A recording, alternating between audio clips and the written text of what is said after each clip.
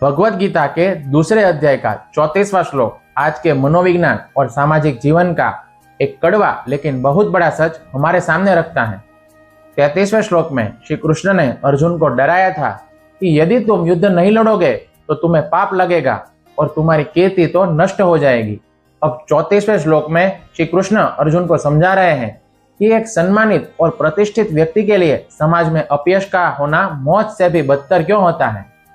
अकीर्तिं चापि भूतानि कथयिष्यन्ति ते व्ययाम् संभावितस्य चाकीर्ति मरणादितरिच्यते। श्री भगवान कहते हैं, लोग सदा सदा तुम्हारी अकीर्ति का वर्णन करेंगे और किसी भी सम्मानित या फिर प्रतिष्ठित व्यक्ति के लिए बदनामी मृत्यु से भी बढ़कर होती है।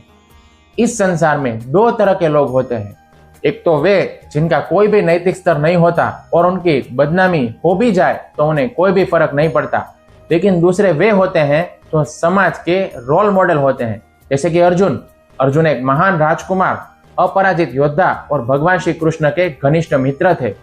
पूरे समाज में उनका एक बहुत ही बड़ा नाम और सम्मान था।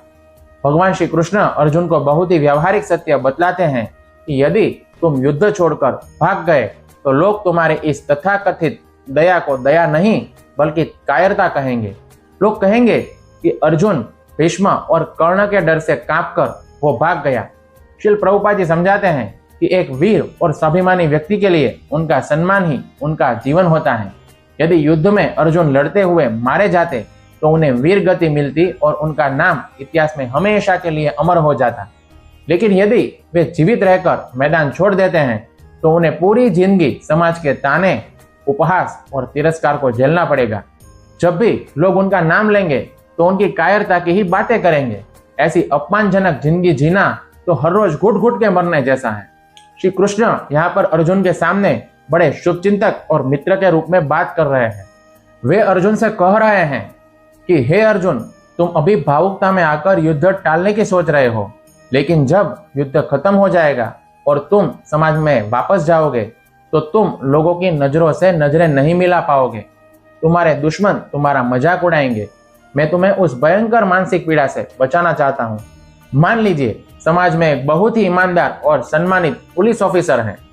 पूरा शहर उनकी ईमानदारी की कस्में खाता है, लेकिन अचानक उस पर रिश्वतखोरी का कोई झूठा कलंक लग जाए तो उसका पूरा ही जीवन बर्बाद हो जाता है। वह डिप्रेशन में चला जाता है क्योंकि उसके लिए वह बदनामी उसकी मौत से भी बड़ी सजा बन जाती है। अर्जुन समाज के रक्षक थे। उनका पीछे हटना पूरी वैदिक संस्कृति और क्षत्रिय समाज के गौरव को मिट्टी में मिलाने जैसा था। श्री कृष्ण अर्जुन से कह रहे हैं कि हे अर्जुन, मन के इस झूठे डिप्रेशन और मोह से बाहर निकलो। अपने आत्मसम्मान को पहचानो। जीवन में उतार चढ़ाव तो आते रहेंगे, लेकिन अपने कर्तव्य पथ से पीछे हटकर समाज में अपनी छवि को धूमिल मत करो। गांडी उठाओ और लड़ो। इसके ठीक बाद अगला 35वां श्लोक आएगा, जहां पर श्री कृष्ण अर्जुन को यह बतलाएंगे कि उनके दुश्मन उनके मैदान छोड़ने का क्या अर्थ निकालेंगे और वे उनका कैसा मजाक उड़ाएंगे। हरे कृष्णा।